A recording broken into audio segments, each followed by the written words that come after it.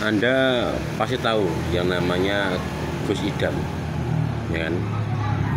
Semua orang dari Sabang sampai Merauke pasti tahu, dengar yang namanya Gus Idam, Agus Muhammad Idam gitu. Ceramahnya ngedabrus, mung dongeng tok, mung cerita tok, isine mung guyonan gitu. Ora tahu bahas kitab, ora tahu bahas dalil. Isine mung guyonan tok, pamer dunya, pamer bondo.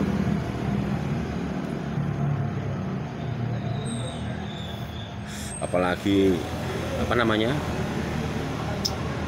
seneng pamer mobil mewah, pamer naik motor,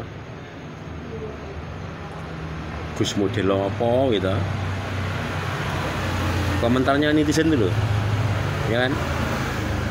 Saat Gus Idam ceramah itu biasanya kan komentarnya kan gitu, Gus gedabrus, Gus ceramah rano isine guyon tok, dangdutan, ngundang penyanyi dangdutan, tanah wedok joget gitu. Komentarnya netizen itu yang benci sama Gus Idam. Sekarang saya tanya penjenengan semua, yang komentar negatif itu tentang videonya Gus Idam itu, saya tanya pada sampean, itu yang komentar negatif itu orang Islam atau orang non Islam? Coba, yang komentar negatif tentang Gus Idam itu loh, itu rata-rata itu orang Islam atau orang non Islam. Sampai saat ini saya belum pernah nemu komentarnya dari saudara-saudara kita yang non muslim yang ngelak-ngelak Gus Idam. Sampai sekarang saya belum nemu. Justru ya yang sering saya lihat itu komentarnya biasanya, saya saja sebagai non muslim senang lihat ceramahnya Gus Idam.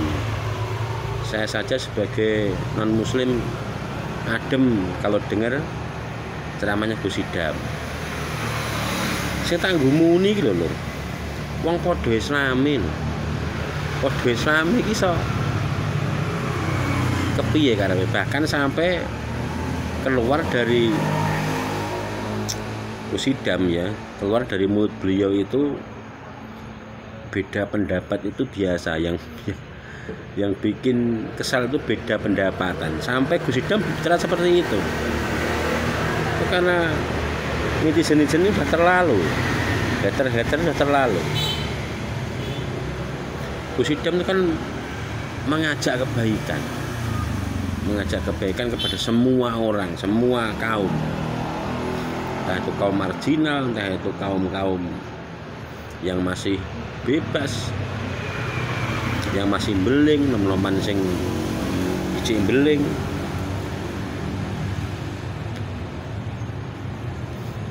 Bahkan saya berpikirnya begini loh, orang seperti Gus Idam saja yang selalu mengajak kepada kebaikan itu masih punya haters, masih punya pembenci. Masih ada yang bilang Gus yang masih kedunian, yang masih pamer harta, pamer dunia. Padahal Gus Idam itu seorangnya masih muda ya, maklum lah, karena beliau tuh hobinya memang balapan ya. Dulu ya beliau juga tidak melarang orang yang 2 stroke gitu. Jadi kesimpulannya, sebaik apapun kita ya, pasti ada orang yang benci dengan kita. Walaupun kita tiap hari mengajak orang berbuat kebaikan, pasti ada orang benci dengan kita, itu pasti.